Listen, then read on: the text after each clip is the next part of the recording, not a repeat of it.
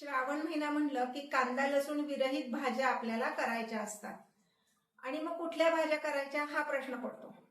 काल मी मार्केटमध्ये गेले तेव्हा मला एक टवटवीत असं छान कोबी मिळाला आणि मला एकदम आऊची एक रेसिपी आठवली. नमस्कार, आऊचा खाऊ या युट्यूब चॅनलवर मी मेधा तुमच्या सगळ्यांचं मनापासून स्वागत करते. चला तर बघूया कांदा लसूण विरहित कोबीची भाजी. ही भाजी आपण कुकरमध्ये करणार आहोत. त्यासाठी मी गॅसवर एक कुकर ठेवलेला आहे. गॅसची फ्लेम मीडियम ठेवली आणि अगदी 1 टेबलस्पून एवढंच तेल घालायचे. कोबीच्या भाजीला तेल जास्ती लागत नाही. तेल व्यवस्थित तापलेलं आहे. त्यात आपण मोहरी घालणार आहोत. मिसळणीच्या डब्यात जो चमचा असतो त्या चमच्याने 1 चमचा मोहरी, 1 चमचा जिरे. गॅस बारीक करायचा आहे आणि आता मी ह्यामध्ये घालणार आहे 4 हिरव्या मिरच्यांचे तुकडे आणि 5 ते 6 कडीलिंबाची पानं.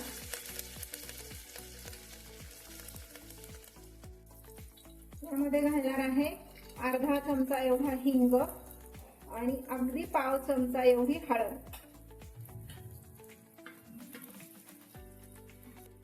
आता यामध्ये घालायचा आहे चिरून ठेवलेला कोबी.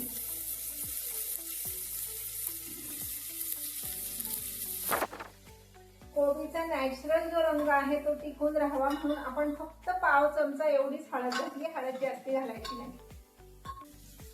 आता हा फोडणीत घातलेला कोबी छान परतून घ्यायचा आहे. मी पाव किलो एवढा कोबी घेतलेला आहे. छान बारीक चिरायचा आणि मग वापरायचा. साधारण 1 मिनिट एवढा आपण हा कोबी परतून घेणार आहे, म्हणजे त्याचा कच्चेपणा कमी होतो आणि भाजी छान खमंग होते.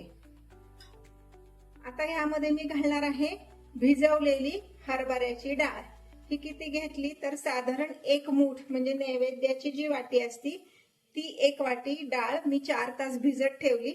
नंतर त्यातलं पाणी काढून टाकलं आणि आता ही डाळ मी भाजीत घालणार आहे. एक छोटीशी टिप सांगते, ती लक्षात ठेवा. भाजी खमंग आणि चवदार होण्यासाठी कोबी फोडणीमध्ये घातला की व्यवस्थित परतून घ्यायचे, म्हणजे भाजी खमंग होते.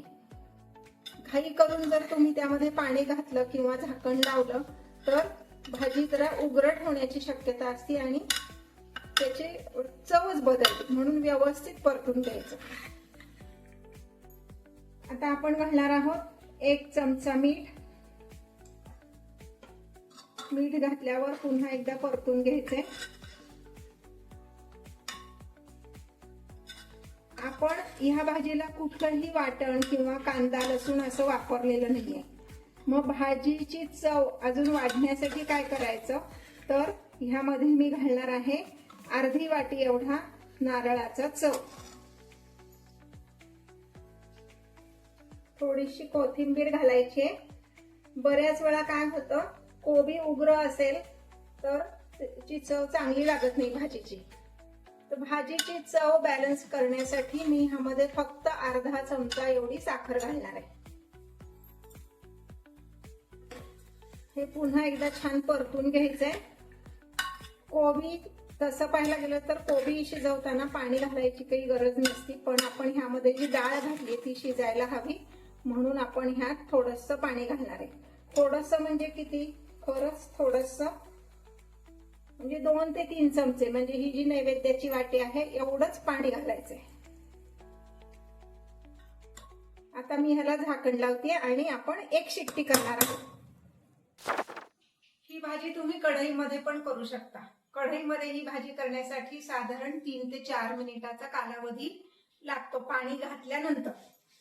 पण एवढा वेळ बऱ्याच वेळा नसतो. ज्यांना वर्क फ्रॉम होम करायचंय किंवा मुलांचा अभ्यास घेता घेता स्वयंपाक करायचा आहे किंवा विशेषतः पुरुषांना ते टायमिंग जमणं हे अवघड पडतं.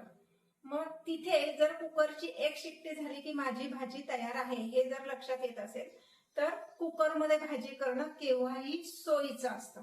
म्हणून मी ही भाजी कुकरमध्ये करायला सांगितली. फक्त 1 शिट्टी झाली की कोबीची भाजी तयार होते. इथे कुकरची 1 शिट्टी झाल्यानंतर 10 मिनिटांनी मी कुकर उघडते.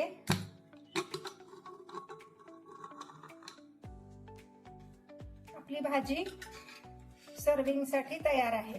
हे पहा, तुम्हाला मी डाळ सुद्धा दाखवते. व्यवस्थित शिजली आहे डाळ. अशी जर तुम्ही बोटाने दाबून बघितली तर डाळ व्यवस्थित शिजलेली आहे.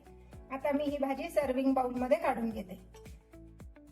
आता ही भाजी सर्व करताना ह्याच्यावर पुन्हा आपण थोडंसं खोबरं, कोथिंबीर असं गार्निशिंग साठी वापरणार आहोत.